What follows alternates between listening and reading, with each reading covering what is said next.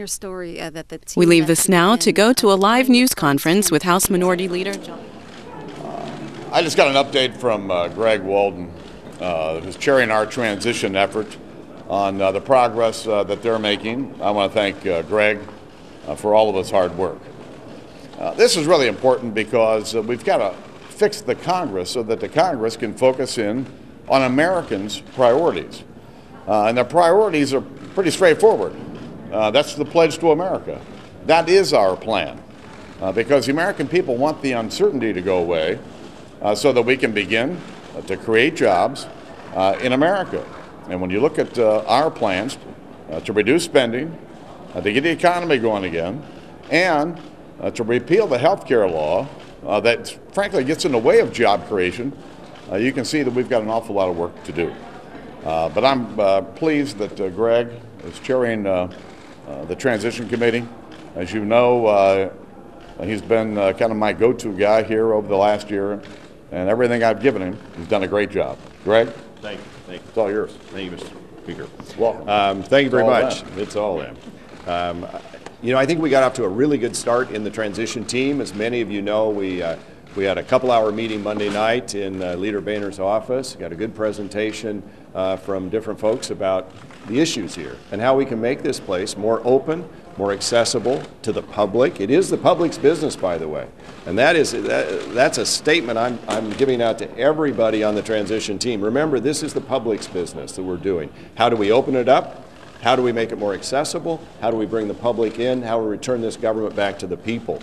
How do we reform this process? How do we get at the cost savings we all know can be achieved here? How do we improve the efficiencies? How do we fix broken cameras? How do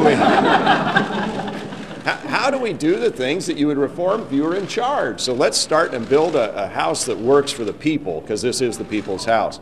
We're also putting a lot of ideas out there, and I want you all to understand that. Having been a small business owner for over 20 years, when I face a problem, I ask all my people who I work with in the company, how do you fix it? Let's throw them all up there and debate them and talk about it. It doesn't mean every idea is the one you go with, but I want to create the atmosphere where we can have legitimate brainstorming, where we can really look at these issues and resolve them in a really positive way. And by the way, take advantage of modern technology. Wouldn't it be great if you could use modern technology so you didn't have 200 copies of every single amendment in a bill, but everybody could maybe see it online in real time, including the members? I don't know if we can get there tomorrow or next week or a year from now, but we should invite in the people who can help us decide that and actually implement new technology into this facility. So wherever you are in America, you can watch your business being done and maybe help us do that business better. Mr. Leader, what's on your agenda next week with the President? What's on your agenda for your next week's meeting with the President? Have a nice conversation. Figure out how we make all of the current tax rates permanent so we can help end the uncertainty that's stopping employers from hiring more people. Talk about how we can reduce spending. I think it's important that we reduce spending to pre-bailout, pre-stimulus levels. Mr. Boehner, on the issue to report that federal employees, the number of federal employees making more than $150,000 a year is doubled, and what do you plan to do about it, if anything? I've believe strongly, and if you look at the Pledge to America, we say that there ought to be a freeze on the hiring of new federal employees, and frankly, we ought to freeze the pay. It's gotten to a point where the average federal worker makes twice as much as the average private sector worker. Mr. Mayor, we know, of course, your preference is to make all the tax cuts permanent, but going into the meeting with the President, are you willing to compromise to get something done, particularly compromise on making those for the highest tax brackets, extending that only temporarily? I've only said this about 500 times. I'm going to say it one more time. I think extending all of the current tax rates and making them permanent will reduce the uncertainty in America and help small businesses begin to create jobs again. You can't invest when you don't know what the rules are, when you don't know what the tax rates are going to be next year. And that's why making these permanent would be the most important thing we could do to help create jobs in the country. Have you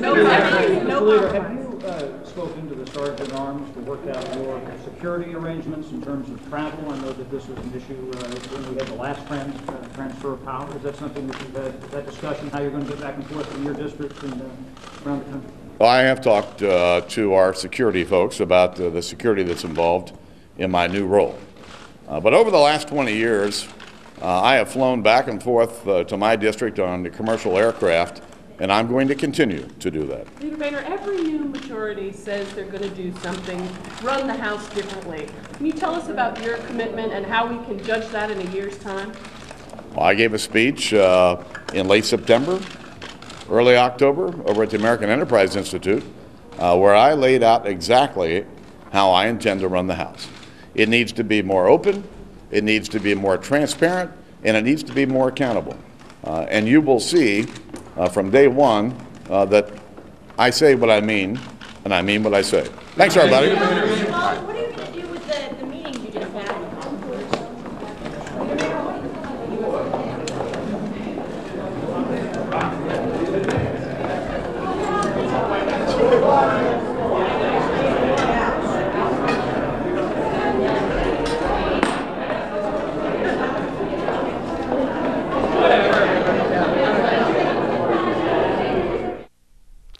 Republicans have gained control of the U.S. House next year, but votes are still being counted in 7 U.S. House races.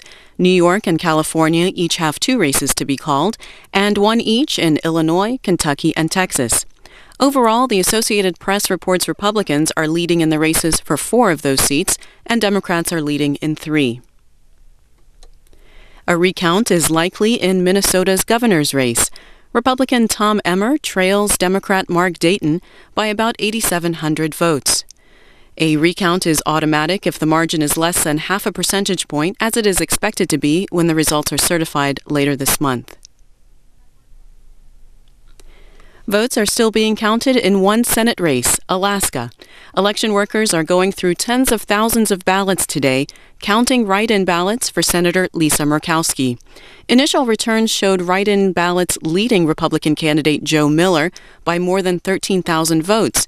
It's not clear how many of those votes were for Senator Murkowski or the 159 other write-in candidates. Yesterday, Mr. Miller filed suit to require only correctly spelled ballots to be counted.